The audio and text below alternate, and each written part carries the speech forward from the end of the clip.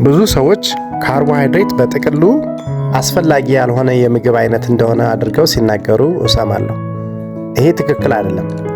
ካርቦሃይድሬት በአጠቃላይ ለሰውነታችን ከፍተኛ ጉልበት የሚሰጥ የምግብ አይነት ነው። ካርቦሃይድሬት ለሰውነታችን እጅግ በጣም ከሚያስፈልጉን የምግብ ዝርዝሮች ውስጥ የመካተት ያለበት በየቀኑ 50% እና ከዛ በላይ የሚሆነው የምግብ ምንጫችን ካርቦሃይድሬት መሆን አለበት። ነገር ግን አንድ ማወቅ ያለብን በጣም ጠቃሚ ነገር አለ። እሱም ምንድነው? ጎጂ እና ጎጂ ያልሆኑ የካርቦሃይድሬት አይነቶች አሉ። የትኞቹ ጎጂ ናቸው፣ የትኞቹ ደግሞ ለሰውነታችን ያስፈልጋሉ የሚለውን ለይቶ ማወቅ አስፈላጊ ነው። ሰላም ጤና ይስጥልኝ። እንደምን ቆያችሁ፣ እንደምን ከረማችሁ። በዚህ ቪዲዮ ስለ ካርቦሃይድሬት መሰረታዊ መረጃ እሰጣችኋለሁ።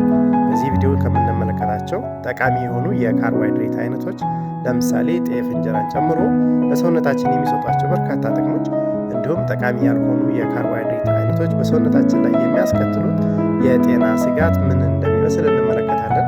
እስከ ቪዲዮ መጨረሻ ብትከታተሉ ጠቃሚ የሆነ የካርቦሃይድሬት መረጃ ታገኛላችሁ። ይህ ቻናል አዲስ እንደመሆኑ መጠን ሰብስክራይብ ያላደረጋችሁ ተመልካቾቻችን ሰብስክራይብ በማድረግ እንድትጀምሩ በአክብሮት እጠይቃለሁ። ካርቦሃይድሬት በካርበን ሃይድሮጅን እና ኦክሲጅን አተሞች የተዋቀረ ለሰውነታችን እጅግ በጣም አስፈላጊ የሆነ ንጥረ ነገር ነው። ዋና ተግባሩም ወደ ግሉኮስ በመለወጥ ለሰውነታችን ህዋሳት፣ ጡንቻዎችና አእምሮ ቀዳሚ የጉልበት ኃይል ያቀርባል። እንግዲህ ካርቦሃይድሬቶች በውስጣቸው ባለው የስኳር ሞለኪውል ጥምረት እና በሰውነታችን ውስጥ ከገቡ በኋላ ባላቸው በፍጥነት የመፈጨት ደረጃ በሁለት ይከፈላሉ። የመጀመሪያው ሲምፕል ካርብ ወይም ቀላል ካርቦሃይድሬት የሚባለው ሲሆን በዚህ ምድብ ነጭ ስኳር፣ ጣፋጭ መጠጦች፣ ፍራፍሬ፣ ነጭ ዳቦና ማር ይካተታሉ። እነዚህ በፍጥነት ተፈጭተው ወደ ደም ስለሚገቡ ጊዜያዊ የኃይል መናወጥ ወይም ስፓይክ ይፈጥራሉ። ሁለተኛው ምድብ ውስብስብ ካርቦሃይድሬት ወይም ኮምፕሌክስ ካርብ የሚባለው ሲሆን በዚህ ምድብ የጤፍ እንጀራ፣ ገብስ፣ ስንዴ፣ አጃ፣ ድንች፣ ባቄላና አተር የመሳሰሉት ይገኛሉ። በውስጣቸው ባለው ከፍተኛ የፋይበር ክምችት ሳቢያ በዝግታ ተፈጭተው ዘላቂ ኃይል የሚሰጡ የካርቦሃይድሬት አይነቶች ናቸው እነዚህኛው ምድብ። አሁን ደግሞ ካርቦሃይድሬት በሰውነታችን ውስጥ እንዴት እንደሚሰራ እንመልከት። 3 መሰረታዊ ነጥቦችን እንመለከታለን። የመጀመሪያው የቁልፍና መቆለፊያ ወይም ኪ ኤንድ ሎክ ምሳሌ ሲሆን እሱም ኢንሱሊን እንደ በር ከፋች ያገለግላል። ምግብ ከበላም በኋላ ካርቦሃይድሬቱ ወደ ግሉኮስ ተቀይሮ ወደ ደም ይገባል። በዚህ ጊዜ ቆሽት ወይም ፓንክሪያስ ኢንሱሊን ያመነጫል። ኢንሱሊን የህዋሳትን መቆለፊያ ወይም ሎክ ኢንሱሊን ሪሴፕተር በመክፈት በደማችን ውስጥ ያለው ስኳር ወደ ህዋሳት ውስጥ እንዲገባ ያደርጋል። ይሄ የመጀመሪያ ደረጃ ሲሆን ሁለተኛ ደረጃው በማይቶኮንድሪያ ውስጥ ያለው የካርቦሃይድሬት ወይም ግሉኮስ መቃጠል። ይኸውም ግሉኮስ በኢንሱሊን አማካኝነት ወደ ህዋሳት ውስጥ ከገባ በኋላ የህዋሱ የኃይል ማመንጫ በሆነው ማይቶኮንድሪያ ውስጥ ይቃጠላል። ይህ ኬሚካላዊ ሂደት ሰውነታችን ለመንቀሳቀስ፣ ለመተንፈስና ለማሰብ የሚጠቀምበትን ኤቲፒ የተባለ ኃይል ይፈጥራል ማለት ነው። ሶስተኛው ደረጃ የትርፍ ስኳር። እንግዲህ ከዚህ ከተቃጠለው ትርፍ የሚተርፈው ምን ይሆናል የሚለው ነው። የትርፍ ስኳር ክምችት ይካሄዳል። ይህም ግላይኮጅን እና የስብ ክምችት ነው። ሰውነታችን ለጊዜው የማይጠቀምበትን ትርፍ ግሉኮዝ ካለ ኢንሱሊን ይህ ትርፍ ስኳር በጉበትና በጡንቻዎች ውስጥ በግላይኮጅን መልክ እንዲከማች ያዛል። እነዚህ ማጠራቀሚያ ክፍሎች ሙሉ ሲሆኑ ግን ትርፍ ስኳር ወደ ስብ ወይም ፋት ተቀይሮ በሰውነታችን ውስጥ ይቀመጣል ማለት ነው። የካርቦሃይድሬት ምግቦችን በአግባቡ መጠቀም የሚሰጠው የጤና በረከት እንዳለ ሁሉ ከመጠን በላይ መውሰድ የሚያስከትላቸው የሜታቦሊካል አደጋዎች አሉ። እነሱን እንመልከታለን። እንግዲህ ካርቦሃይድሬት የሚሰጠን ዋና ዋና ጥቅሞች አንደኛ ቀዳሚ የኃይል ምንጭ ስለሆነ ጡንቻዎችና የተለያዩ የሰውነታችን የአካል ክፍሎች ያለምንም እንቅፋት የዕለት ተዕለት ተግባራቸውን እንዲያከናውኑ ቋሚ ነዳጅ ወይም ፊውል በመሆን ያገለግላል። ሁለተኛው ለአእምሮ ስራ ያለው አስፈላጊነት ነው። የሰው ልጅ አእምሮ በዋነኛነት የሚጠቀመው ግሉኮስን ሲሆን በቂ ካርቦሃይድሬት ማግኘት የማስታወስና ትኩረት የማግኘት አቅምን በእጅጉ ያሻሽላል።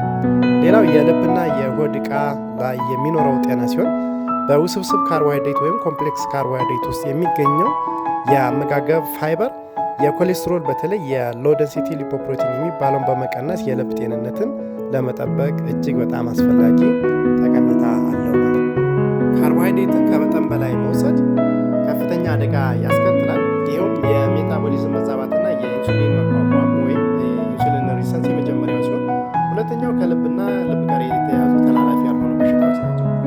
ከሜታቦሊዝም ጋር በተያያዘ ያለውን አደጋ ስንመለከት የመጀመሪያው የኢንሱሊን መቋቋም ወይም ኢንሱሊን ሪሰንስ ሲሆን በደማችን ውስጥ ያለው ስኳር ሁልጊዜ ከፍተኛ ሲሆን ሕዋሳቶቻችን ለኢንሱሊን ቁልፍ ምላሽ መስጠት ያቆማሉ ወይም የኢንሱሊን ሪሴፕተራችን ይበላሻል። በዚህ ሳቢያ ስኳር ወደ ሕዋሳታት መግባት አቅቶት በደም ውስጥ ዝም ብሎ ይከማቻል ማለት ነው። ይህም ለአይነት 2 የስኳር በሽታ ያጋልጠናል ማለት ነው።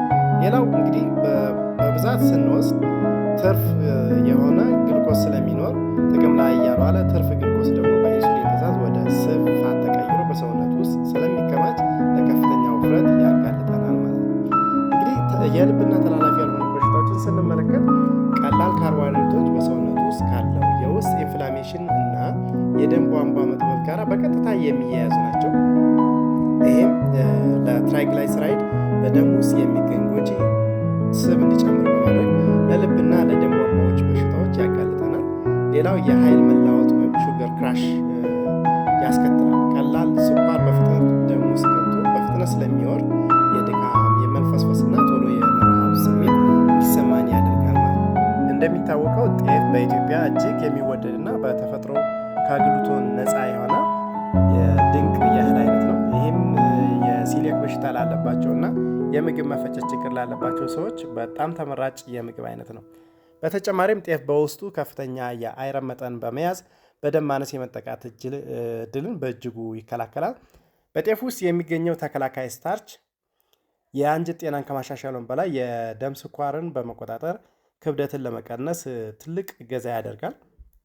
ሌላው እንግዲህ የጤፍ እንጀራ አዘገጃጀት ጋር በተያያዘ የምናገኘው የጤና ጥቅም እንጀራው ሲዘጋጅ የሚከናወነው ከ2 እስከ 3 ቀን የሚወስደው እርሾ ይሄ የፈርሜንቴሽን ሂደት በውስጡ ጠቃሚ የሆኑ ህይወት ያላቸው ፕሮባዮቲክ ባክቴሪያዎች ይፈጥራሉ።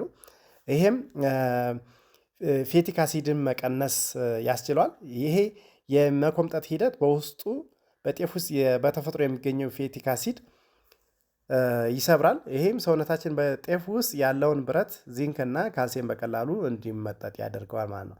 እርሾ ካርቦሃይድሬቱን ቀድሞ ስለሚሰባብረው እንጀራ ለሆድ በቀላሉ የሚፈጭና ምቾት የማይነሳ ምርጥ ምግብ እንዲሆን ያደርገዋል ማለት ነው። በቀን ውስጥ የሚያስፈልግን የምግብ ስብጥር ስንመለከት ካርቦሃይድሬት ከ150 እጁን ይይዛል። በተለይ የእነዚህ ውስብስብ ካርቦሃይድሬት ወይም ኮምፕሌክስ ካርቦሃይድሬት የሚባሉት 50% አካባቢ መያዝ አለባቸው ማለት ነው። እንግዲህ በኢትዮጵያን አመጋገብ የጤፍ እንጀራ የሰውነታችን ዋና የጉልበት ምንጭ ሆኖ ያገለግላል። ይህም ፍጹም ጤነኛና ለሰውነታችን አስፈላጊ የአመጋገብ አይነት ነው ማለት ነው። ሁለተኛው የሚመከረው የጤናማ አመጋገብ እስከ 30 በመቶ የሚሆነው ፕሮቲን፣ ጤናማ ቅባቶች ወይም ፕሮቲን ያስፈልጋል።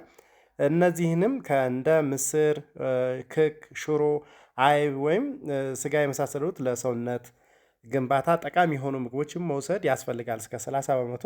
ቀሪዎቹ 20 በመቶ እንደ ጎመን፣ ሰላጣ፣ ቲማቲም ያሉ አትክልቶችን በአመጋገባችን ውስጥ ማካተት ያስፈልጋል ማለት ነው። እንግዲህ በአጠቃላይ ስናይ ካርቦሃይድሬት እጅግ በጣም ከፍተኛው መጠን የያዘ የምግብ አይነት ነው ማለት ነው በየቀኑ የምንመገበው ምግብ ውስጥ።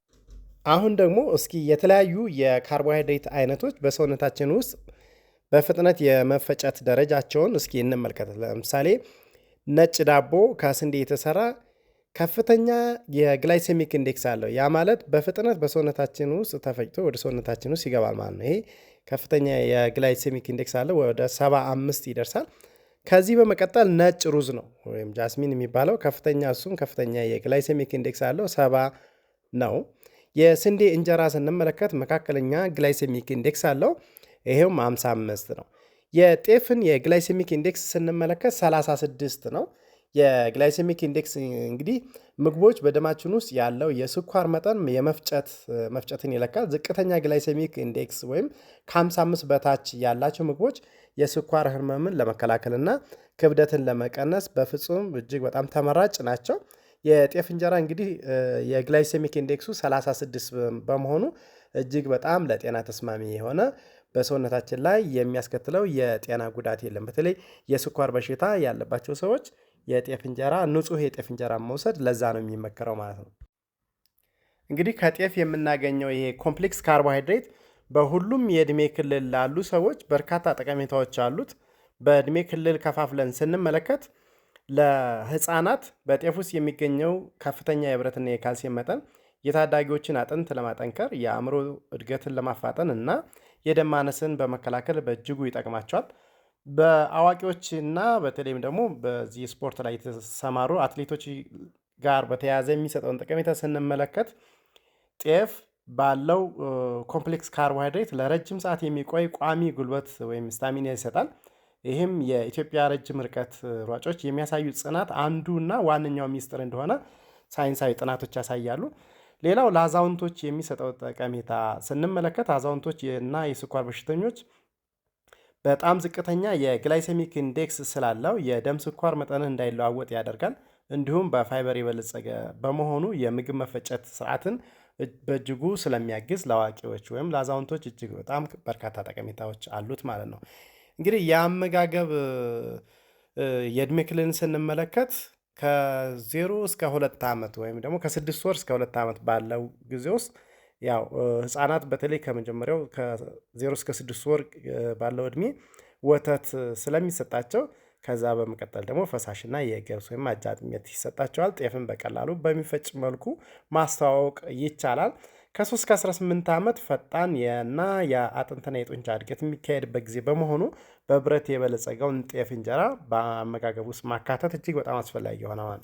ከ19 እስከ 60 ዓመት ላሉ ሰዎች ደግሞ ጤናማ የሰውነት ክብደትና የስኳር መጠን ለመጠበቅ እንጀራን ከተለያዩ አትክልቶችና ጥራጥሬዎች ጋር መመገብ አስፈላጊ ይሆናል። እንግዲህ 60ና ከዛ ዓመት እድሜ በላይ ላሉ ሰዎች ደግሞ ቀላል የጤፍ እንጀራ ለልብ ጤና፣ ለተሻለ የምግብ መፍጨትና ለተረጋጋ የደም ስኳር ስለሚያገለግል ጤፍን አዘውትሮ መመገብ በጣም በርካታ ጠቀሜታዎች አሉት ማለት ነው።